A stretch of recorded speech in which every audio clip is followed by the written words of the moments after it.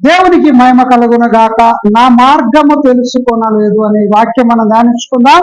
ఏప్రిల్కి రాసిన పత్రిక 3వ అధ్యాయము 10వ వచనం. కావున నేను ఆ తరము వారి వలన విసిగి మీరెల్లప్పుడూ తమ హృదయ ఆలోచనల్లో తప్పిపోవచ్చున్నారు, నా మార్గములను తెలుసుకొనలేదు అనుకున్నారు.